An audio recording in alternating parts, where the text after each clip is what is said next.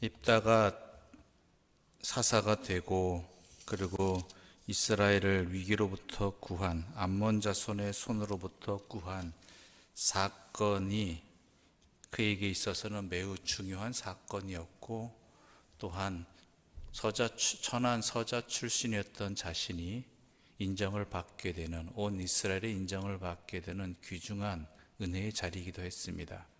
그런 어제 이야기를 나눴듯이 그럼에도 불구하고 그가 자신도 모르게 갖고 있던 익숙했던 이방 습관에 의해서 그의 딸이 목숨을 잃어야만 하는, 그럼에도 불구하고 그 딸은 아버지의 말씀이고 여호와께 말씀드린 것이기에 그 뜻에 순종하였지만 아무튼간 그의 딸이 비극을 당하는, 목숨을 잃어야만 했던 안타까운 일이 있었죠.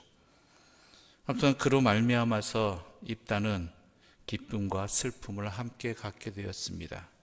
그런데 오늘 본문에 이상한 사건이 하나 터집니다. 바로 에브라임 사람들이지요. 암몬 자손과의 전쟁을 통해서 평화는 얻어낸 것 같았는데 외부적인 요인은 제거했지만 내부적인 갈등이 생긴 겁니다. 기쁨이 오래가지 않았겠지요. 그런데 이 에브라임 사람들의 위협은 뭐냐면, 입다가 암몬 사람과 싸우러 갈 때 자신들을 불러서 함께 가지 않았다라는 것입니다. 왜 자신들을 무시했냐라는 것이죠. 여러분, 이와 비슷한 모습이 앞서도 나타났습니다. 기드온 때 사사기 8장을 보게 되면 그때도 에브라임 사람들이 기드온한테 뭐라고 하거든요.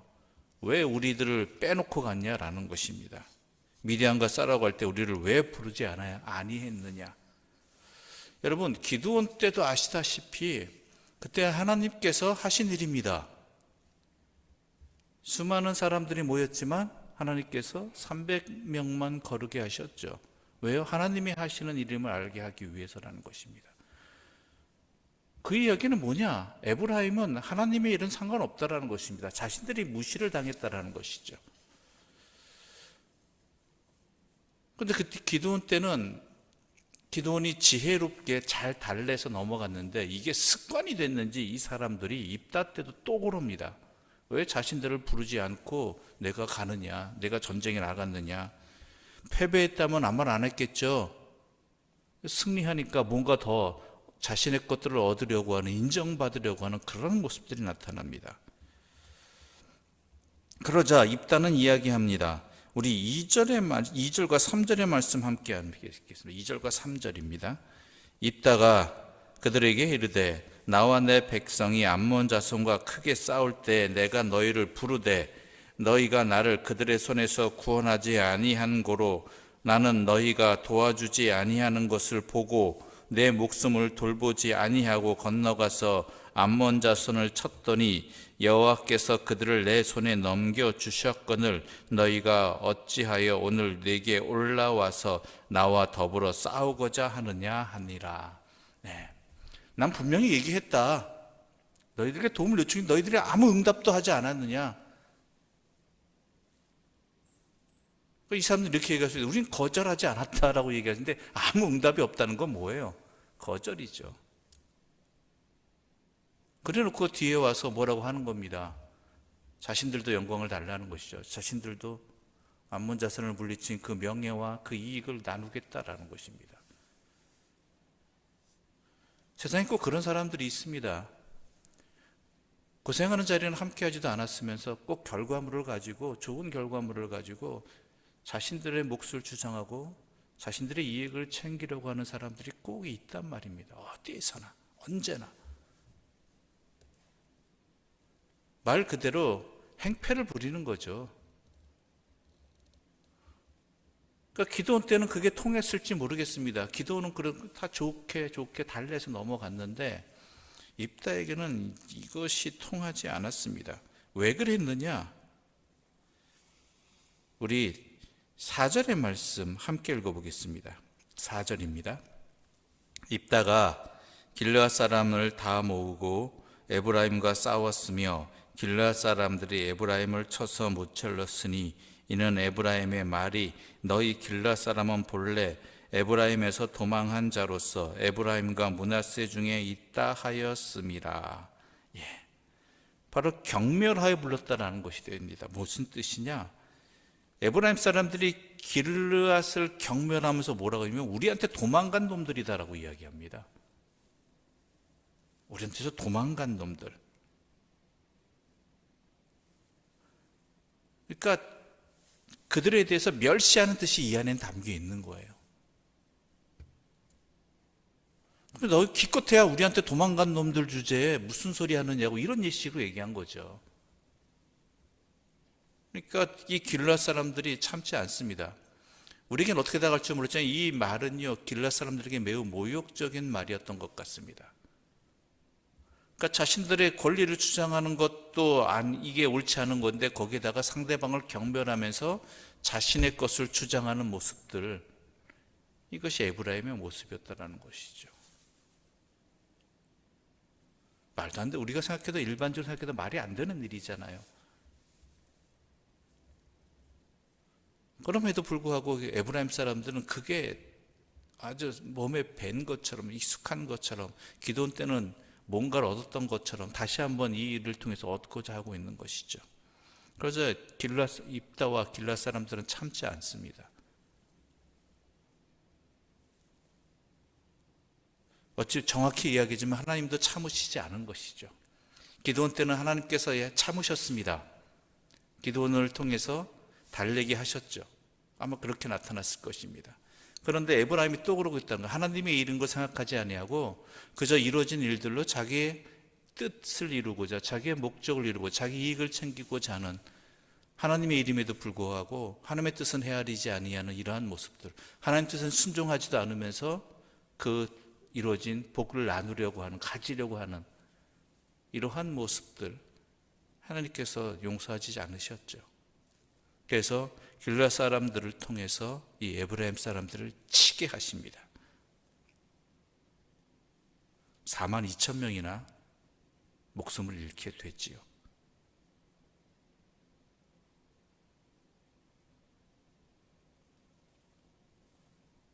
물론 입다에 대해서 기도원 때처럼 잘 달래면 이런 비극은 없지 않겠느냐. 42,000명이 목숨을 잃는.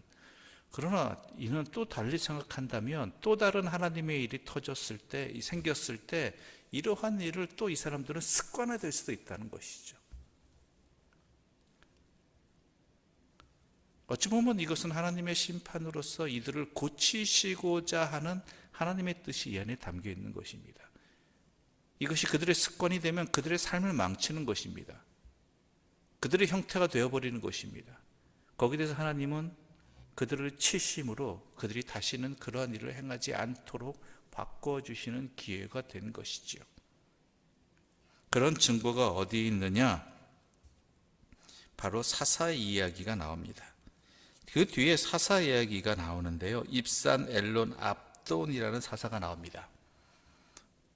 전에도 말씀드렸지만 사사라는 것이 단순히 이스라엘이 위기의 상황에 닥쳤을 때만 아니라 평안할 때에도 하나님께서 사사를 허락하신 이유는 그 사사를 통해서 하나님을 바라보도록, 이스라엘 백성들이 하나님을 향하도록 하는 그러한 하나님의 도구, 표지판 같은, 표지 같은 역할을 감당하는 사람들이라고 말씀드렸습니다.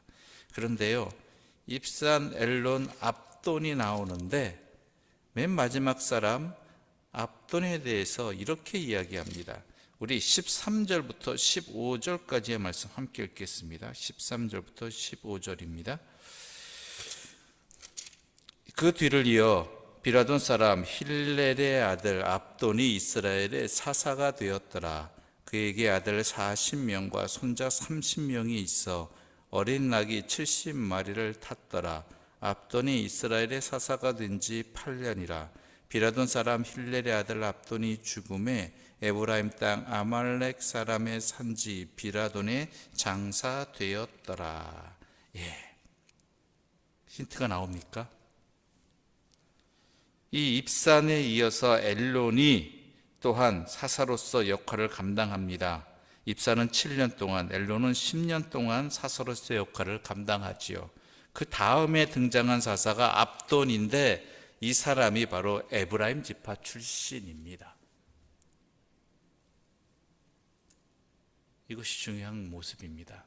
비록 짧게 나타났지만 이 에브라임이 그러한 기드온 때에 이어서 입다 때에도 그런 일을 하나님을 생각하지 아니하는 어리석은 행동을 통해서 하나님의 치심을 받았는데, 하나님께서는 그들을 영원히 치신 것이 아니라 그들을 고쳐주셨다는 것이죠. 싸매주셨다는 것이죠.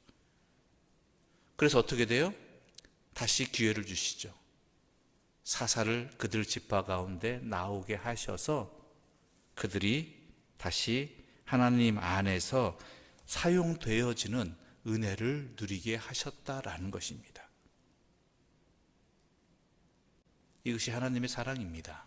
하나님의 섭리입니다. 하나님을 거역할 때, 하나님을 생각하지 않을 때 자기 욕심만 생각하는 자들 하나님은 또한 치십니다. 그러나 그것은 영원한 치심이 아니라 고쳐주시고 싸매주시는 하나님의 회초리라는 것이죠. 그리고 그들이 그 하나님의 뜻 앞에서 돌이켰을 때 아무리 42,000명의 비극을 당했다 할지라도 하나님께서 이스라엘 백성들은 에브라임 지파 사람들을 어떻게 볼지 모르겠지만 그 42,000명이 17년으로 금방 회복되겠습니까?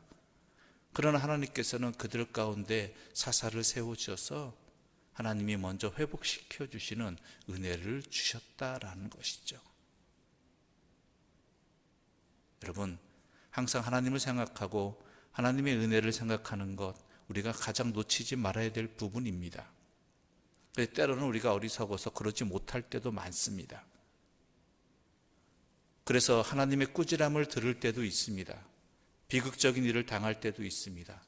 그러나 거기에서 절망하는 것이 아니라 그 하나님의 회초리 앞에서 자신을 깨닫고 돌이키게 된다면 하나님께서 아무리 어려운 자리라 할지라도, 황폐한 자리에 있다 할지라도 하나님께서 회복시켜 주시는 은혜가 반드시 있다라는 것을 놓치지 마시기 바랍니다. 그것이 또한 이스라엘을 향하신 하나님의 뜻이고 사랑이고 우리를 향하신 하나님의 자비인 것입니다. 우리의 삶의 자리가 아무리 어려운 자리, 또한 손해본 자리, 형편없는 자리에 있다 할지라도 우리가 주님 앞에 돌이키게 된다면 주님의 능력으로 말미암아, 주님의 사랑으로 말미암아 우리는 하나님의 쓰임이 되어지는 것이고 또한 온 땅에 하나님의 도구가 되어질 것입니다. 그것을 명심하시고 항상 주 앞에서 있는 주의 말씀을 항상 따르며 살아가는 믿음의 백성들, 하나님에 의해서, 세상에 의해서가 아니라 하나님에 의해서 고침을 받고 하나님에 의해서 세우심을 받는 주의 사람들 되시기를 간절히 소망합니다. 기도드리겠습니다.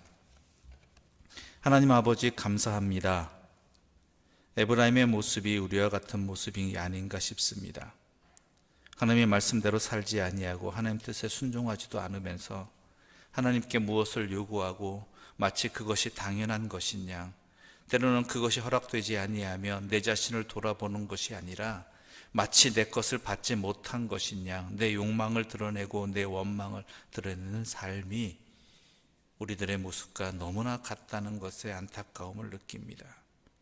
지금까지 하나님의 은혜로 살았건만 하나님의 부르심에는 응답하지 아니하고 왜 나에게 그런 것을 허락해 주지 않으시냐고, 나에게 그런 영광과 복을 왜 주시지 않느냐고, 왜 저 사람에게는 주고 나에겐 주지 않느냐고 그렇게 원망하는 모습을 이제 깨닫게 하여 주시옵소서.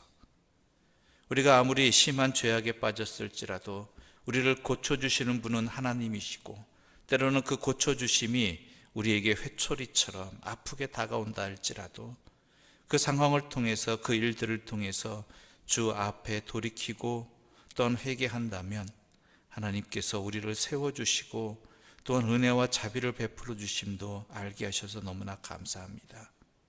우리가 먼저 항상 주 앞에 있게 해주시고 혹여나 그렇지 못한 어리석은 자리에 빠졌다 할지라도 주의 부르심에 응답할 수 있는, 회개하며 돌아갈 수 있는 믿음의 사람들이 되게 하여 주시옵소서. 그리하여 여호와의 은혜 가운데 있게 해주시고 여호와의 회복의 사랑을 힘입게 해주시고 그리하여 주의 도구로 이 땅을 살아가는 참된 기쁨을 누리게 하여 주시옵소서. 예수님의 이름으로 기도드립니다. 아멘. 하늘에 계신 우리 아버지의 이름을 거룩하게 하시며 아버지의 나라가 오게 하시며 아버지의 뜻이 하늘에서와 같이 땅에서도 이루어지게 하소서. 오늘 우리에게 일용할 양식을 주시고 우리가 우리에게 잘못한 사람을 용서하여 준 것 같이 우리 죄를 용서하여 주시고 우리를 시험에 빠지지 않게 하시고 악에서 구하소서. 나라와 권능과 영광이 영원히 아버지의 것입니다. 아멘.